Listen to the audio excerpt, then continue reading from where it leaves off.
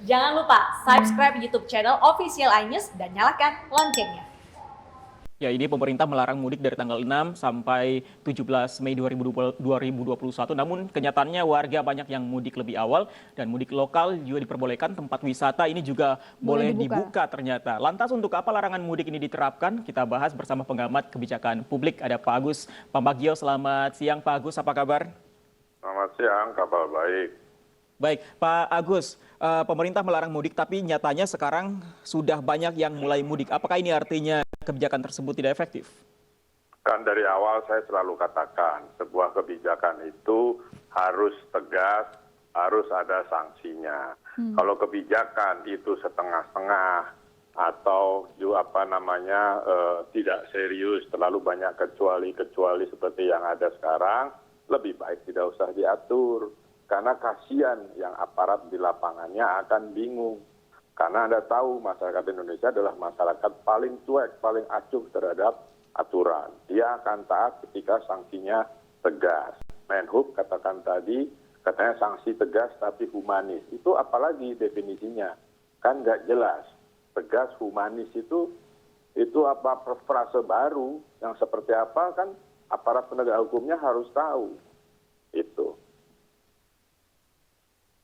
Baik, Pak Agus, dari kebijakan pemerintah yang telah dibuat ini yang dinilai sepertinya terasa seperti setengah-setengah. Kira-kira apakah ada maksud dan tujuan lain yang dibuat oleh pemerintah dalam membuat kebijakan larangan mudik ini?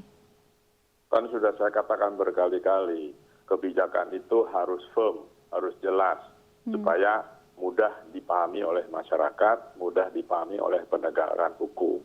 Dari dulu pemerintah selalu menggunakan dua kaki, kesehatan dan ekonomi. Saya selalu katakan dari awal, kalau itu yang dipakai bisa panjang selesainya, karena itu membingungkan dan akhirnya membuat masyarakat bosan.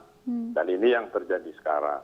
Dulu kan mazhab saya dilokalisir, di lockdown, tapi kan tidak pakai macam-macam lah yang istilahnya setengah-setengah. Jadi sekali lagi peraturan lalu kebijakan yang setengah-setengah, terlalu banyak kecuali seperti sekarang, ya sulit dilaksanakan, mendingan nggak usah dibuat. Gitu. Pengecualian yang mana yang Anda maksud Pak Agus? Apakah termasuk juga? Ya itu tadi pariwisata boleh, kan pengecualian. Terus aglomerasi boleh, kan pengecualian. Itu kan pengecualian. Lalu kalau sekarang sudah diumumkan, kemudian tidak ada koordinasi dengan Pemda, yang akan repot Pemda. Apakah Pemda siap dengan karantina? Apakah Pemda siap dengan aparat dan juga tenaga kesehatan? Karena ini pasti akan terjadi ledakan, sudah pasti. Ya kan, pengalaman yang lalu-lalu kan sudah kita pelajari. Nah terus bagaimana? Kenapa tidak dikoordinasikan dulu baru diumumkan? Saya barusan tadi pagi ngecek ke seluruh airline. Tiket tanggal 1, tanggal 5 sudah habis. Nyaris habis lah ya. Nah lalu semua belinya sebelumnya kan, bahkan sekarang sudah beli. Tapi yang untuk tanggal 1 dan 5 mendekati Lebaran sudah habis. Lalu di daerah tidak ada program karantina, ya selesai. Oke, jadi kalau menurut Anda Pak Agus, lebih baik pemerintah tidak melarang mudik sama sekali atau melarangnya lebih dari awal, dari sekarang mungkin? Ya strategi itu dibuat, kan sudah belajar dari awal kemarin. Kalau dilepas sudah pasti ada ledakan. Kalau dikontrol masih, tapi kontrolnya bagaimana? Kontrolnya kan harus koordinasi dengan daerah. Daerah kan terima limpahan, nanti kembali ke Jakarta, Jakarta lagi akan meledak lagi besar. Sudah pastilah.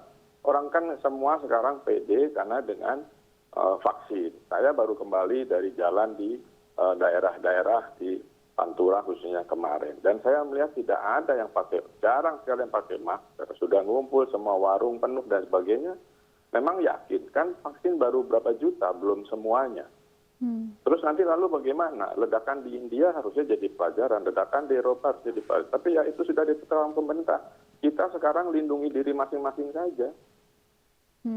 Baik, terima kasih Pak Agus Pambagio, pengamat kebijakan publik telah bergabung bersama kami di iNews Siang.